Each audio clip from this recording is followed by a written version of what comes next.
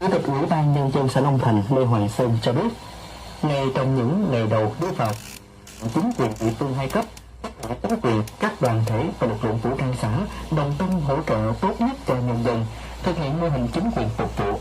Trong đó, mô hình làm việc 24/24 giờ, kể cả thứ Bảy Chủ nhật của công an xã. Tây Nam có cái phường vào ở mức là cấp 4, có lúc cấp 5. Rồi đúng là tài xế họ có cái độc đáo riêng của họ, mà em nghĩ sao mà xã sẽ không bị em dẫn dắt.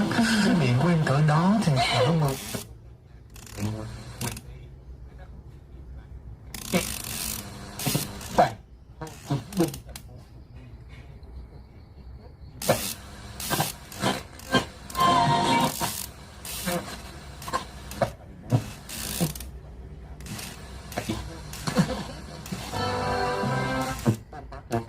khu phố 7 phường Trấn Điền với việc thí nghiệm người dân liên hệ công tác tàu liên lạc đậu xe làm các thủ tục hành chính hơn so với trước. Theo đó, tầng 1 dành cho trung tâm phục vụ hành chính công với 3 khu vực gồm 38 quầy. Trong đó khu A sẽ thực hiện các thủ tục hành chính về căn cước, giấy phép lái xe. từ vóc sáng dạng hình cho đến cả vấn đề là nó sẽ gây hậu họa, gây rối loạn huyết máu. Sau này có thể cao huyết áp, vỡ sơ động mạch, nó là cái đương nhiên. Cho nên là cái câu chuyện hãy dùng ba cô.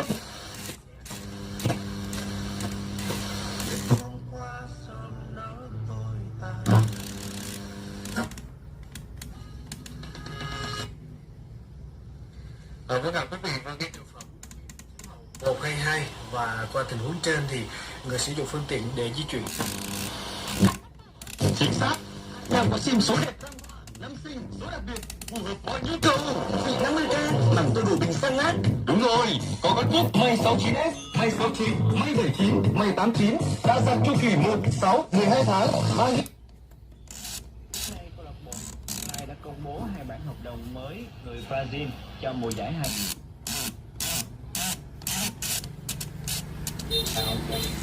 Conceição sinh năm 2001 và tiền vệ phòng ngự Kevin Braga sinh năm 1997 sau khi vượt qua cuộc kiểm tra y tế. Gabriel thi đấu chủ yếu ở vị trí tiền đạo cắm, nhưng khi cần cũng có thể đá tiền đạo cánh. Tiền đạo cao 1m84 này trưởng thành từ đội đào tạo Botafogo, từng thi đấu cho các câu lạc bộ Brazil như CRB, Figueirense và Marica. Sự có mặt của Gabriel được huấn luyện viên Lê Quang Trải kỳ vọng có thể thay thế tốt cho tiền đạo đã chia tay là Washington Brando, người đã ghi 6 bàn sau 10.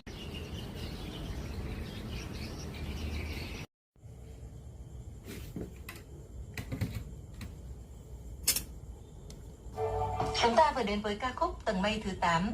Quý vị thính giả thân mến, Diệu Linh tin rằng sự sôi động mà ca khúc mang lại cùng lời ca hướng về tương lai rực rỡ sẽ như một lời động viên, cổ vũ tinh thần rất lớn dành cho không chỉ Diệu Anh mà còn dành cho rất nhiều sĩ tử trên toàn quốc.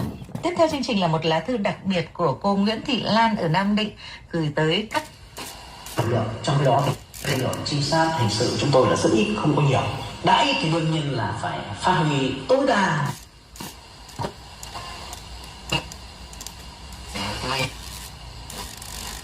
Và cùng quay trở lại với Dậm Tấp Lên Đèn. Chủ đề mà chúng ta đang cùng trò chuyện đó chính là bạn có đang ôm đồm nhiều thứ trong người hay không. Cũng như mọi khi anh muốn thấy chỉ biết thật sự thì cũng giống như mọi người thôi, nhưng mà cũng phải có gia đình, cũng phải có vợ con. Thế và đã là gia đình vợ con thì ai cũng cần phải có những nhu cầu cuộc sống, đúng không ạ? Ví dụ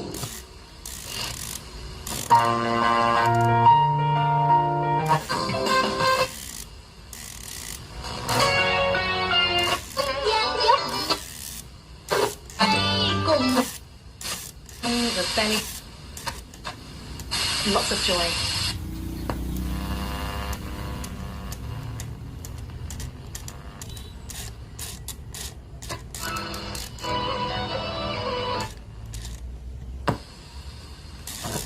nhưng mà ở hai góc độ khác nhau cùng câu chuyện này á, thì em thấy ở cái mặt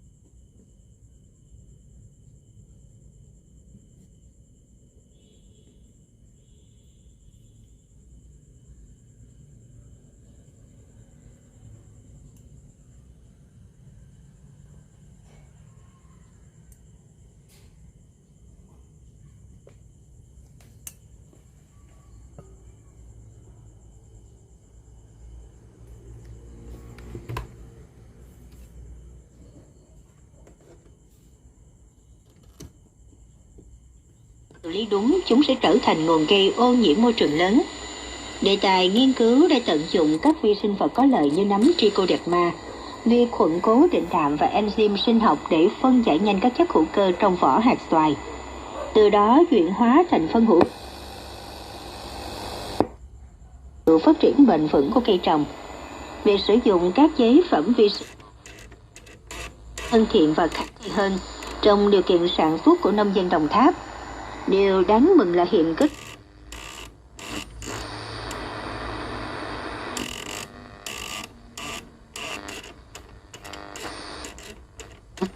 của hàng nhiên liệu của mình trong tài khoản. Tư vấn cho bạn mình á, là nếu mà tiền mà chuyển, tại vì nó là hai cái ngân hàng khác nhau, thì báo với ngân hàng đó để họ giữ tiền lại, họ giam tiền lại. Nhưng mà bây giờ nó có một cái dịch vụ rất là tiện ích, nhưng mà nó cũng rất là dở ở chỗ là cái chuyển tiền nhanh á, chuyển tiền nhanh, chuyển cái là bên kia nó nhận được liền. Cho nên là nếu mà mình chuyển thường á, thì là nó còn giam lại ở ngân hàng nhà nước, thì mình liên hệ với ngân hàng.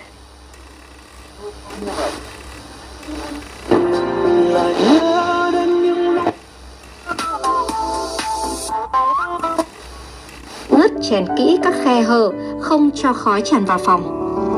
Nếu không tìm thấy lối ra cửa chính, hãy di chuyển ra ban công. Trên tần số quen thuộc FM 95.6 MHz. Và giờ đây thì mến chúc quý vị có một buổi tối ngủ. Là nhịp điệu mua xoàng mang tính chất là mời nhau hoặc là trao nhau. Cũng chỉ là việc nóng nảy quá rồi do không ứng xử không khéo. Như vậy thì bạn hãy tập trung vào lúc này, tập trung vào tìm việc làm đã và nuôi con, rồi mọi cái tính tiếp sau. Đêm đó là một đêm dài như rất nhiều đêm khác trong sự nghiệp trồng người của Hà và Đặng Hiệp. Khai sáng dân trí vùng cao trong lúc đời sống còn đói nghèo.